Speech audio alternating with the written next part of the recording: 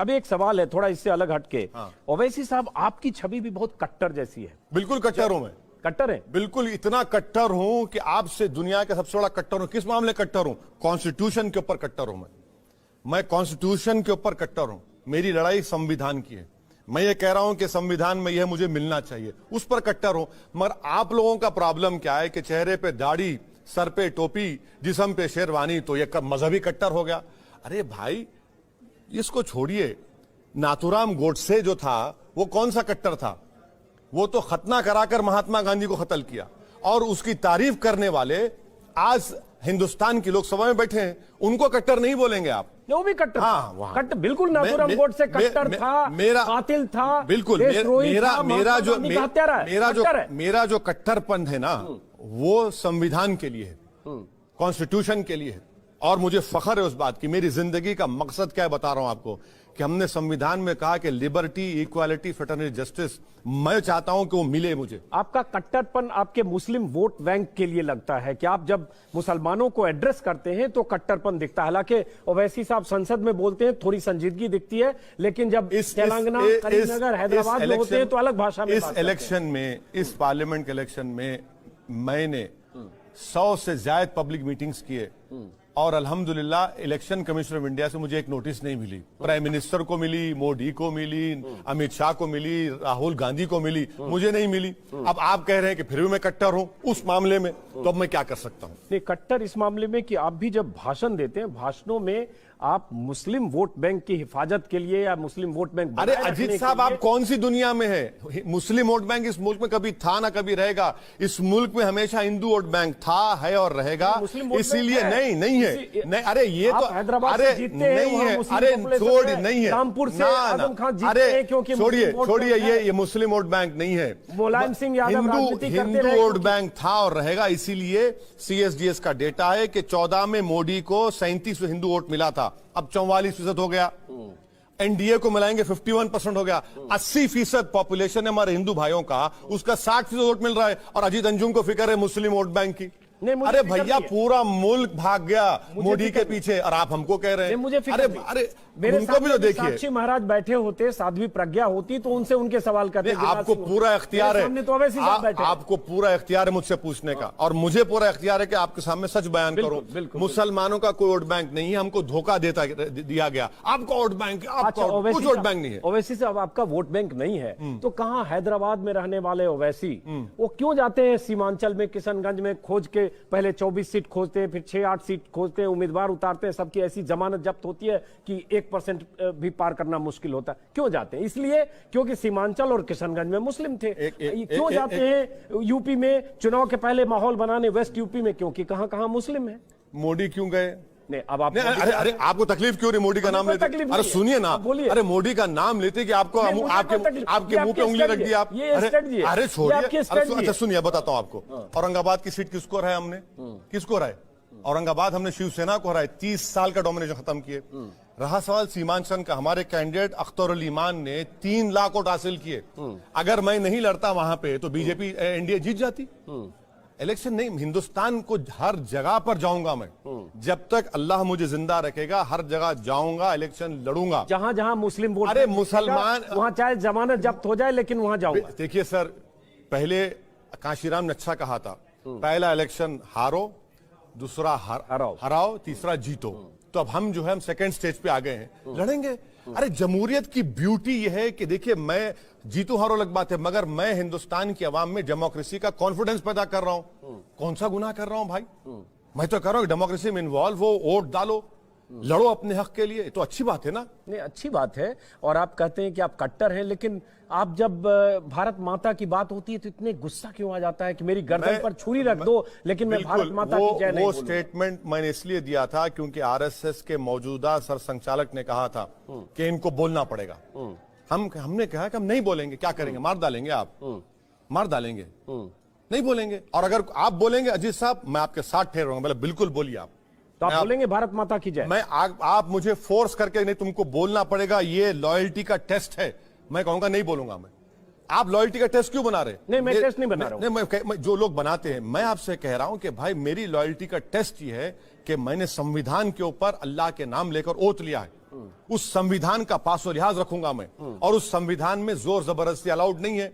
और जब एक एमपी जीत कर जाता है वोट लेने के लिए, आपने देखा क्या हुआ संसद में, कि सिर्फ हमको ही देखकर शुरू हो गए नारे मारना। तो आपने भी तो जवाब में अल्लाह अकबर बोल दिया। हाँ, बिल्कुल बोला। आप अगर जय हिंद बोलते तो लगता है कि कम से कम बराबर नहीं है। आपके अभी हमने जय हिंद कहा, अरे जय हिंद कहा हमने, जय हिंद कहा हमने, अल्लाह अकबर भी बोला, सुना है हमने, जय हिंद कहा हमने। तो आपने भी जवाब वही दिया। इसीलिए तो जिन्होंने श्री राम के नारे लगाए उनका काउंटर आप अल्लाह अकबर से करते हैं। देखिए, आप भगवान राम को मानने वाले हैं, बिल्कुल मानिए, बिल्कुल मानिए, मगर उस राम की जिंदगी को थोड़ा पढ़ भी लीजिए। नहीं, मैंने पढ़ा। नहीं, आपको नहीं कह रहा हूं मैं, जो लोग कर रहे हैं उनका नाम लेकर, मर्यादा पुरुषोत्तम राम का नाम लेकर जिंदगी का अगर 1% हिस्सा पढ़ेंगे तो इंसान बन जाएंगे, इंसान बन जाएंगे। ये तो अरे इनका नाम बदनाम कर रहे हैं, लोगों को मार रहे हैं। झारखंड का एक एमएलए, मुस्लिम एमएलए कहता है बोल, टीवी पर बोलता है बोल। क्या बात है भाई, क्यों बोलेंगे? हम नहीं बोलेंगे।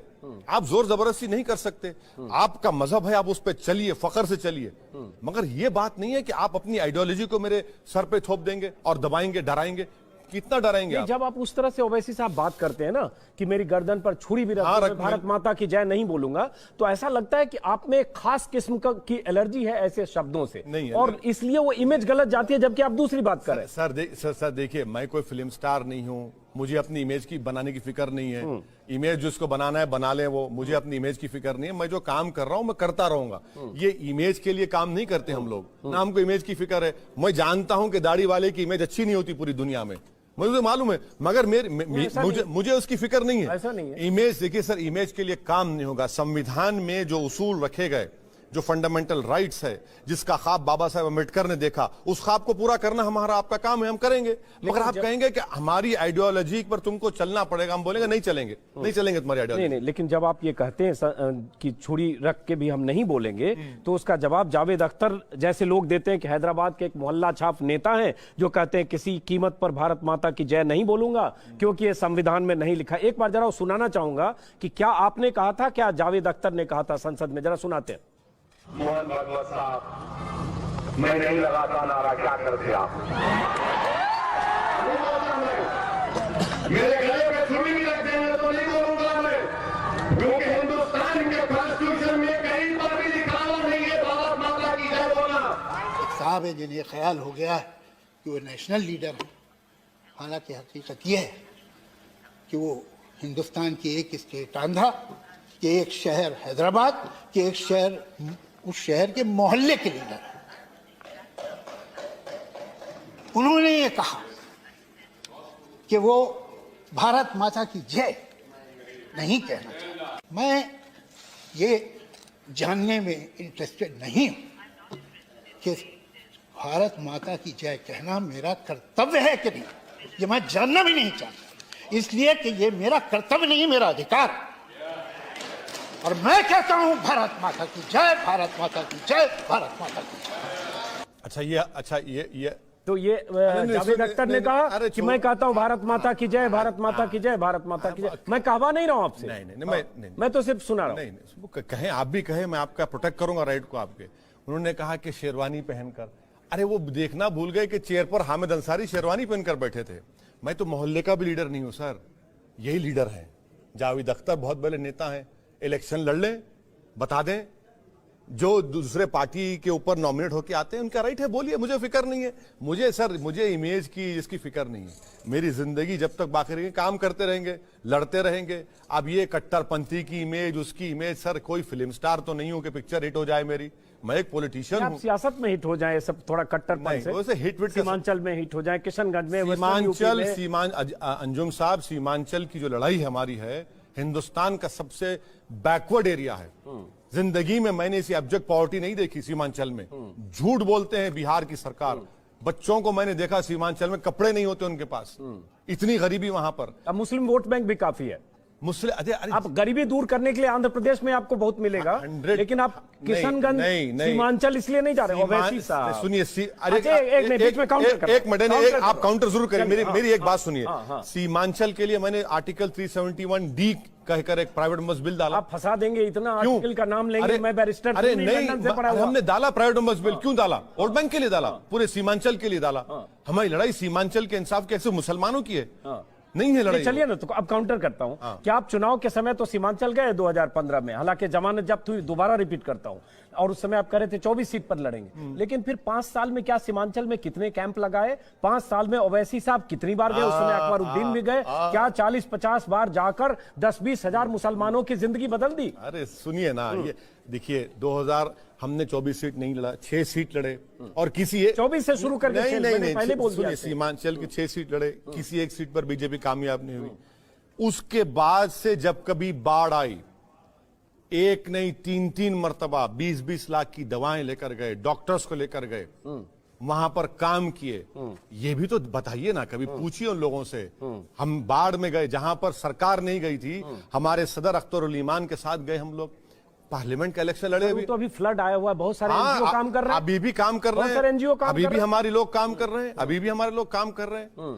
अरे सर, जमीन हजारों एकड़ कट जाती है, कैंप नहीं पहुंचता गवर्नमेंट का, जो गवर्नमेंट के रिलीफ कोड है उसका इंप्लीमेंटेशन नहीं होता। बराबर सीमांचल में आज भी काम हो रहा है और कल भी होता रहेगा। हम जाएंगे बराबर। 3 लाख वोट लिए, इतना बड़ा इत्मीनान हमने हासिल किया है और बराबर जाएंगे। वापस हम एक बार, चूंकि जावेद अख्तर में बात थोड़ी अधूरी रह गई, उन्होंने शेरवानी का जिक्र इस संदर्भ में किया, शेरवानी टोपी का, कि आपने कहा कि संविधान का जिक्र किया, संविधान में नहीं लिखा है भारत माता की जय बोलना। उसी संदर्भ में उन्होंने कहा संविधान में नहीं लिखा है शेरवानी टोपी पहनना, फिर आप क्यों पहनते हो? संविधान में वो जानते नहीं है ना, संविधान पढ़ते नहीं है। संविधान में फ्रीडम फंडामेंटल राइट है, चाहे वो कपड़ा पहने। जब हमने होमोसेक्सुअलिटी को डिक्रिमिनलाइज कर दिया, अडल्ट्री को डिक्रिमिनलाइज कर दिया, क्यों किया? चॉइस। आज सुप्रीम कोर्ट ने कह दिया कि choice is a fundamental right. अब इसे तो पढ़े तो मालूम होगा ना, नहीं पढ़ते, बोले जाते हैं। बोलिए, कोई बात नहीं। बोले इसलिए जाते हैं कि जब आप ऐसी बात करते हैं तो लगता है कि आप भी कोई बात एक ऐसे नफरत फैलाने वाले शब्द उधर भी होंगे, इधर भी होंगे। कोई बात नहीं सर, बके जा रहा हूं जुनून में, क्या क्या खुदा ही जाने, बोलते रहिए। हमको शबाना आजमी ने कह दिया कि भारत माता की जय से प्रॉब्लम है तो भारत अम्मी की जय बोलिए। वो अब बोले ना, माता का तर्जुमा अम्मी है। अब भाई वो बोले ना, अब बोले ना, क्यों रोक रहे हैं उनको? बोलिए। हम रोक रहे हैं क्या आपको? मैं आपसे क्या कह रहा हूं कि आप मुझे लॉयल्टी का टेस्ट बनाकर, मुझे आप दबाव डालकर, डराकर आप नहीं कर सकते। अच्छा, बिना दबाव के कभी आपने जीवन में भारत माता की जय बोला है? आप दबाव खत्म करिए, डर खौफ को निकालिए। 2014 के पहले तो नहीं था। अरे सर, बिल्कुल नहीं था, सही कह रहे हैं तो कभी बोला? अब तो नहीं।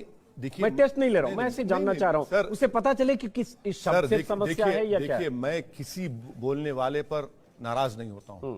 मेरी लड़ाई क्या है कि आप मुझ पे अपने जबरदस्ती मत करिए। और अब तो हद ये हो गई कि खाने का जोमैटो की डिलीवरी में अगर कोई मुसलमान जाता है तो खाना नहीं लेंगे। कौन रेडिकलाइज हो रहा है? मैं हो रहा हूं रेडिकलाइज। कट्टरपंथ कौन हो रहा है? ये देख लीजिए आप। ये खाने की डिलीवरी में तक अब ये पहुंच चुका है। अब खाने का भी, अब खाना भी हिंदू और मुसलमान हो गया।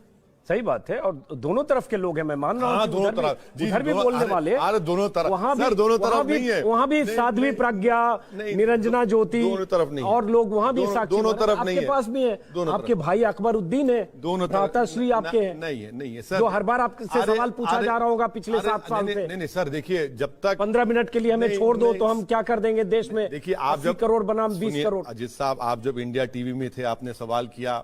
आज आप टीवी 9 भारतवर्ष में आप सवाल कर रहे हैं। मैं आपके कंसिस्टेंट सवालात की आपको मुबारकबाद देता हूं, पूछते रहिए। नहीं, लेकिन इसलिए कि अभी आपके भाई ने, अकबरुद्दीन ने फिर कहा है नहीं 15 मिनट का जर्ब वो आप गलत कह रहे हैं। I will strong objection. एक सेकंड नहीं, आप एक मिनट ठहरिए। नहीं, गलत कहा है आपने। पढ़ के सुना, सुनिए आप। नहीं, पढ़ के सुनाओ आपको नहीं, आप नहीं सुनाएंगे, इसलिए कि करीमनगर के सीपी का स्टेटमेंट पढ़िए। करीमनगर की सर, मैंने वो ऑडियो सुना है। नहीं, एक सेकंड, मैं वो वीडियो सुनाऊं? करीमनगर के, मैंने अकबरुद्दीन का वीडियो सुना, मैंने वीडियो खुद सुना है, मैं वीडियो को ट्रांसक्रिप्ट करके लाया हूं। करीमनगर के, सुनिए एक मिनट, करीमनगर के पुलिस कमिश्नर ने लीगल ओपिनियन लिया है पूरा। सर, मैंने गलत कह रहे हैं अजीत साहब, नहीं, this is video too much. ये गलत है, ये गलत है। अच्छा, चलिए, जब करीमनगर का कमिश्नर कह रहा है तो आप उसको गलत मानेगा, मैं क्या करूं? गलत कर रहे हैं, मैं सिर्फ ये बोला मैंने वीडियो सुना है। गलत है, ऑन एयर बोल रहा हूं। आप, मैंने वीडियो सुना है। या तो आपकी उर्दू की समझ में कमी है। अच्छा, जर्ब का क्या मतलब है? 15 मिनट का ऐसा जर्ब है जो अभी भी नहीं, उनको जर्ब है वो। अच्छा, उनका जर्ब है वो। और जब लीगल ओपिनियन आ गया तो बार बार, जर्ब मतलब आहत होना होता है, क्या होता है? जर्ब माने तकलीफ है। तकलीफ हो या उनको तकलीफ, हर्ट होना, उनको तकलीफ है। और लीगल ओपिनियन लिया गया है। अब कुछ नहीं मिला तो भाई पकड़ लो, बड़े को नहीं पकड़े छोटे पकड़ो, अब छोटा नहीं मिला तो बड़े पे जाओ, ये तो चलता रहेगा, कोई बात नहीं है। देखिए इलेक्शन टेस्ट है स्पीचेस का। नहीं, चूंकि आपके लिए कहा जाता है बड़े मियाँ तो बड़े मियाँ, छोटे मियाँ तो सुभान अल्लाह। हाँ बिल्कुल सुभान अल्लाह, वो सुभान अल्लाह है, अल्हम्दुलिल्लाह है, माशाअल्लाह है, कोई बुरी बात नहीं। तो अकबरुद्दीन को इतना छुपा के रखते हैं आप, क्योंकि वो टेलीविजन पर इंटरव्यू नहीं देते हैं, कहीं बयान जब देते हैं तभी पता चलता है, चाहे किशनगंज में दो चाहे करीमनगर में। अरे सर कोई छुपा के नहीं रखते, और जब भी बोलते हैं तो बहुत आग लगाऊ बोलते हैं। अजीत साहब आप नहीं जानते अकबरुद्दीन को। आज अकबरुद्दीन अपनी कॉन्स्टिट्यूंसी में 10,500 हिंदू और मुसलमान बच्चों को फ्री में तालीम दिला रहा है। 10,500 हर साल फ्री में तालीम, किंडरगार्टन से लेकर 12th क्लास तक। आज वही अकबरुद्दीन जो कहते हैं उन्होंने अपने हर साल 40 लाख के मेडिकल कैंप्स करते हैं। ये भी रुख है जो नई दुनिया देखना चाहती। ठीक है, कोई हमको उसकी फिक्र नहीं है, हमारा काम है, हम करते रहेंगे। नहीं तो एक रुख होगा, लेकिन अगर दूसरा रुख कोई नहीं, उसकी भी बात होगी। ये जो दूसरा रुख है, अगर मान लीजिए कोई साधु है, बहुत बड़ा मठ चलाता हो और उसके साल में कोई ऐसे काम करता हो तो उसकी भी बात होगी। उनका दो रुख नहीं है, उनका एक रुख है, और वो रुख जो है मैं आपके सामने बयान कर रहा हूँ, वो ये रुख है उनका, एक ही रुख। अच्छा, मेरी क्यूरियोसिटी में जिज्ञासा में कि उनको छुपा कर रखते हैं कि इंटरव्यू वगैरह ना दें, जब कहीं ऐसी जगह पर कोई बयान दे दे 10-5 मिनट का वायरल हो जाए। आपको उनका नंबर दे देता हूं, उनसे बात करिए, आपके सामने कहूंगा, वो राजी है तो करवा लीजिए। अरे कौन का, अरे हम छोटे बच्चे हैं वो। नहीं, या तो आपको लगता है कि कैमरे पर आएंगे कुछ ऐसा बोल जाएंगे कि हर बार कोई बवाल होगा, इसलिए उनको थोड़ा अलग रखा। सर मैं एक बात कह रहा हूं, बहुत उग्र बोलते हैं वो मुझसे ज्यादा ज़हीन है, मुझसे सीनियर है पॉलिटिक्स में वो। मैं तो परसों तो पहले से हैं। और अभी एक सवाल है थोड़ा इससे अलग हटके। ओवैसी साहब, आपकी छवि भी बहुत कट्टर जैसी है। बिल्कुल कट्टर हूं मैं। कट्टर है? बिल्कुल इतना कट्टर हूं कि आपसे दुनिया का सबसे बड़ा कट्टर हूं। किस मामले कट्टर हूं? कॉन्स्टिट्यूशन के ऊपर कट्टर हूं मैं कॉन्स्टिट्यूशन के ऊपर कट्टर हूं। मेरी लड़ाई संविधान की है। मैं ये कह रहा हूं कि संविधान में यह मुझे मिलना चाहिए, उस पर कट्टर हूं। मगर आप लोगों का प्रॉब्लम क्या है कि चेहरे पे दाढ़ी, सर पे टोपी, जिस्म पे शेरवानी, तो ये मजहबी कट्टर हो गया। अरे भाई इसको छोड़िए। नाथुराम गोडसे जो था वो कौन सा कट्टर था? वो तो खतना कराकर महात्मा गांधी को कत्ल किया, और उसकी तारीफ करने वाले आज हिंदुस्तान की लोकसभा में बैठे हैं, उनको कट्टर नहीं बोलेंगे आप? वो भी कट्टर। हाँ, कट्टर बिल्कुल। नाथुराम गोडसे कट्टर था, मेरा कातिल था, बिल्कुल। मेरा जो कट्टरपन है ना, वो संविधान के लिए है, कॉन्स्टिट्यूशन के लिए है, और मुझे फख्र है उस बात की। मेरी जिंदगी का मकसद क्या है बता रहा हूं आपको, कि हमने संविधान में कहा कि लिबर्टी, इक्वालिटी, फ्रेटर्निटी, जस्टिस, मैं चाहता हूं कि वो मिले मुझे। आपका कट्टरपन आपके मुस्लिम वोट बैंक के लिए लगता है कि आप जब मुसलमानों को एड्रेस करते हैं तो कट्टरपन दिखता है। हालांकि ओवैसी साहब संसद में बोलते हैं थोड़ी संजीदगी दिखती है, लेकिन जब तेलंगाना, करीमनगर, हैदराबाद में होते हैं तो अलग भाषा में। इस इलेक्शन में, इस पार्लियामेंट के इलेक्शन में मैंने 100 से ज्यादा पब्लिक मीटिंग्स किए, और अल्हम्दुलिल्लाह इलेक्शन कमीशन ऑफ इंडिया से मुझे एक नोटिस नहीं मिली। प्राइम मिनिस्टर को मिली, मोदी को मिली, अमित शाह को मिली, राहुल गांधी को मिली, मुझे नहीं मिली। अब आप कह रहे हैं कि फिर भी मैं कट्टर हूं उस मामले में, तो अब मैं क्या कर सकता हूं? नहीं, कट्टर इस मामले में कि आप भी जब भाषण देते हैं, भाषणों में आप मुस्लिम वोट बैंक की हिफाजत के लिए या मुस्लिम वोट बैंक। अरे अजीत साहब, आप कौन सी दुनिया में है? मुस्लिम वोट बैंक इस मुल्क में कभी था ना कभी रहेगा। इस मुल्क में हमेशा हिंदू वोट बैंक था, है और रहेगा। इसीलिए नहीं है। नहीं, अरे ये तो हैदराबाद अरे जीतते नहीं है, अरे छोड़ नहीं है, रामपुर से आजम खान जीतते हैं क्योंकि छोड़िए ये मुस्लिम वोट बैंक नहीं है। मुलायम सिंह यादव हिंदू वोट बैंक था और रहेगा। इसीलिए CSDS का डेटा है कि 14 में मोदी को 37% हिंदू वोट मिला था, अब 44% हो गया। NDA को मिलाएंगे 51% हो गया। 80% पॉपुलेशन है हमारे हिंदू भाइयों का, उसका 60% वोट मिल रहा है। और अजीत अंजुम को फिक्र है मुस्लिम वोट बैंक की। अरे भैया, पूरा मुल्क भाग गया मोदी के पीछे, और आप हमको कह रहे हैं। मुझे अरे मेरे उनको भी तो देखिए। साक्षी महाराज बैठे होते, साध्वी प्रज्ञा होती, तो उनसे उनके सवाल करते। आपको पूरा इख्तियार है, तो आपको पूरा इख्तियार है मुझसे पूछने का, और मुझे पूरा इख्तियार है कि आपके सामने सच बयान करूं। मुसलमानों का कोई वोट बैंक नहीं है, हमको धोखा दिया गया। आपका वोट बैंक, कुछ वोट बैंक नहीं है। ओवैसी साहब, आपका वोट बैंक नहीं है तो कहां हैदराबाद में रहने वाले ओवैसी वो क्यों जाते हैं सीमांचल में, किशनगंज में खोज के पहले 24 सीट खोजते हैं, फिर 6-8 सीट खोजते हैं, उम्मीदवार उतारते हैं, सबकी ऐसी जमानत जब्त होती है कि 1% भी पार करना मुश्किल होता है। क्यों जाते हैं? इसलिए क्योंकि सीमांचल और किशनगंज में मुस्लिम थे। क्यों जाते हैं यूपी में चुनाव के पहले माहौल बनाने वेस्ट यूपी में? क्योंकि कहां कहां मुस्लिम है। मोदी क्यों गए? नहीं, अब आप अरे आपको तकलीफ क्यों रही मोदी का नाम लेते? अरे सुनिए ना, बोलिए। अरे मोदी का नाम लेते कि आपको आपके मुंह पे उंगली रख दी आप। अरे छोड़िए, अच्छा सुनिए, बताता हूं आपको। औरंगाबाद की सीट किसको हराया हमने? किसको हराए? औरंगाबाद हमने शिवसेना को हराए, 30 साल का डोमिनेशन खत्म किए। रहा सवाल सीमांचल का, हमारे कैंडिडेट अख्तर अली ईमान ने 3 लाख वोट हासिल किए। अगर मैं नहीं लड़ता वहां पे तो बीजेपी एनडीए जीत जाती। इलेक्शन नहीं, हिंदुस्तान को हर जगह पर जाऊंगा मैं, जब तक अल्लाह मुझे जिंदा रखेगा हर जगह जाऊंगा, इलेक्शन लड़ूंगा। जहां जहां मुस्लिम वोट, अरे मुसलमान, वहां चाहे जमानत जब्त हो जाए लेकिन वहां जाऊंगा। देखिए सर, पहले काशीराम ने अच्छा कहा था, पहला इलेक्शन हारो, दूसरा हराओ, तीसरा जीतो। तो अब हम जो है हम सेकंड स्टेज पे आ गए हैं, लड़ेंगे।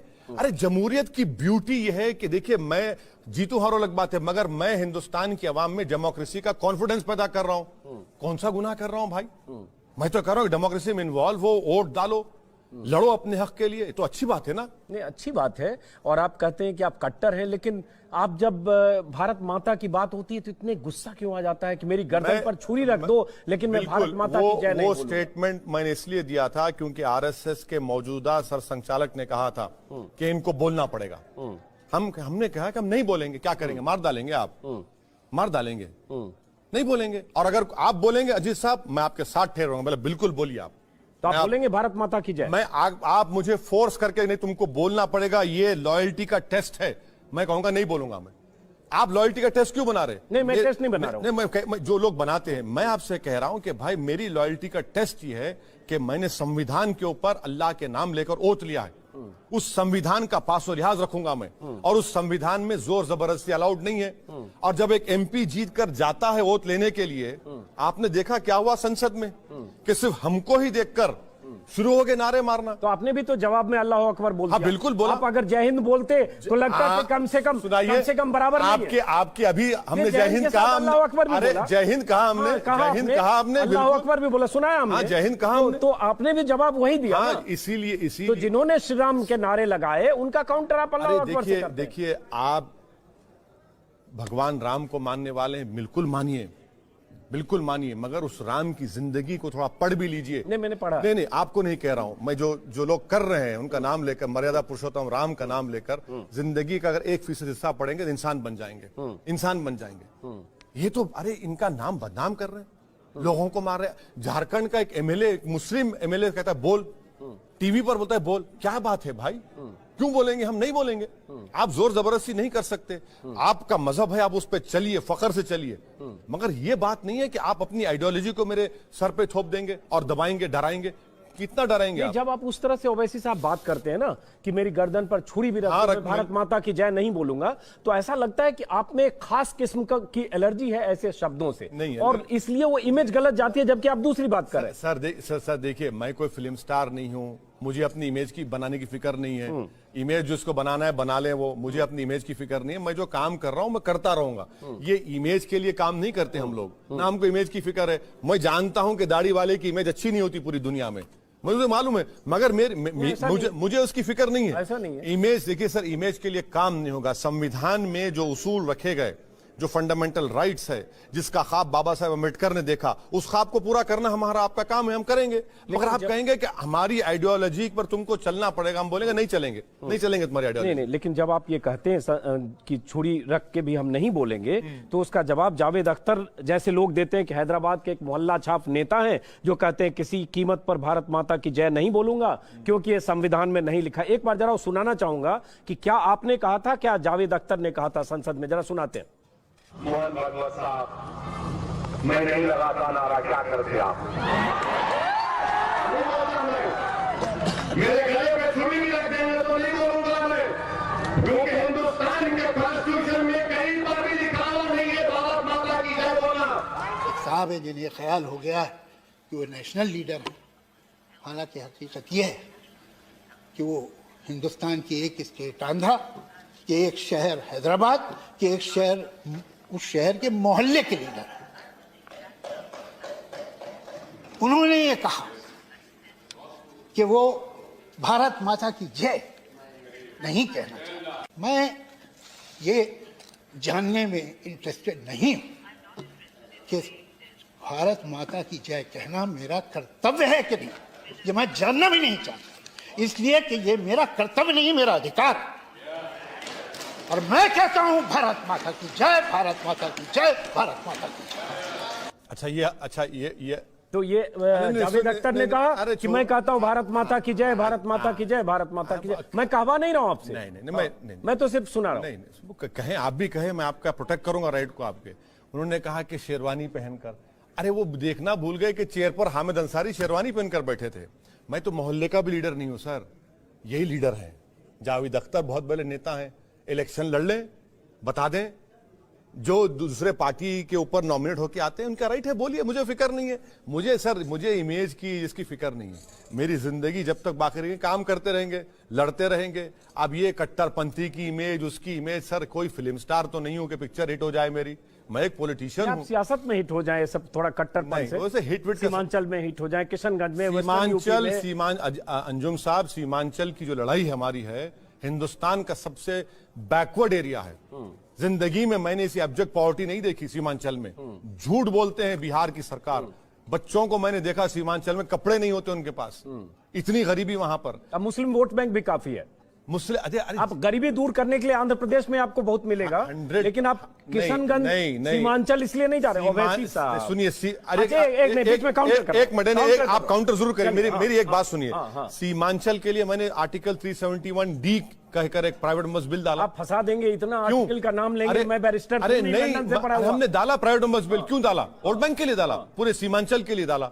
हमारी लड़ाई सीमांचल के इंसाफ कैसे मुसलमानों की है, नहीं है लड़ाई। चलिए ना, तो अब काउंटर करता हूं। क्या आप चुनाव के समय तो सीमांचल गए 2015 में, हालांकि जमानत जब्त हुई, दोबारा रिपीट करता हूं, और उस समय आप कह रहे थे 24 सीट पर लड़ेंगे। लेकिन फिर 5 साल में क्या सीमांचल में कितने कैंप लगाए? 5 साल में ओवैसी साहब कितनी बार गए? उस समय अकबरुद्दीन भी गए। क्या 40-50 बार जाकर 10-20 हजार मुसलमानों की जिंदगी बदल दी? अरे सुनिए ना, ये देखिए 2000 हमने 24 सीट नहीं लड़ा, 6 सीट लड़े।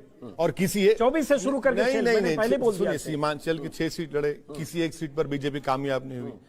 उसके बाद से जब कभी बाढ़ आई, एक नहीं 3-3 मरतबा 20-20 लाख की दवाएं लेकर गए, डॉक्टर्स को लेकर गए, वहां पर काम किए। ये भी तो बताइए ना, कभी पूछिए उन लोगों से। हम बाढ़ में गए जहां पर सरकार नहीं गई थी, हमारे सदर अख्तर ईमान के साथ गए हम लोग। पार्लियामेंट का इलेक्शन लड़े। अभी फ्लड आया हुआ है, बहुत सारे एनजीओ काम कर रहे हैं, अभी भी काम कर रहे हैं, एनजीओ काम अभी भी हमारे लोग काम कर रहे हैं, अभी भी हमारे लोग काम कर रहे हैं। अरे सर, जमीन हजारों एकड़ कट जाती है, कैंप नहीं पहुंचता गवर्नमेंट का, जो गवर्नमेंट के रिलीफ कोड है उसका इंप्लीमेंटेशन नहीं होता। बराबर सीमांचल में आज भी काम हो रहा और कल भी होता रहेगा। हम जाएंगे बराबर। 3 लाख वोट लिए, इतना बड़ा एतमाद हमने हासिल किया है और बराबर जाएंगे। वापस हम एक बार, चूंकि जावेद अख्तर में बात थोड़ी अधूरी रह गई, उन्होंने शेरवानी का जिक्र इस संदर्भ में किया, शेरवानी टोपी का, कि आपने कहा कि संविधान का जिक्र किया, संविधान में नहीं लिखा है भारत माता की जय बोलना। उसी संदर्भ में उन्होंने कहा संविधान में नहीं लिखा है शेरवानी टोपी पहनना, फिर आप क्यों पहनते हो? संविधान में वो जानते नहीं है ना, संविधान पढ़ते नहीं है। संविधान में फ्रीडम, फंडामेंटल राइट है, चाहे वो कपड़ा पहने। जब हमने होमोसेक्सुअलिटी को डिक्रिमिनलाइज कर दिया, अडल्ट्री को डिक्रिमिनलाइज कर दिया, क्यों किया? चॉइस। आज सुप्रीम कोर्ट ने कह दिया कि choice is a fundamental right.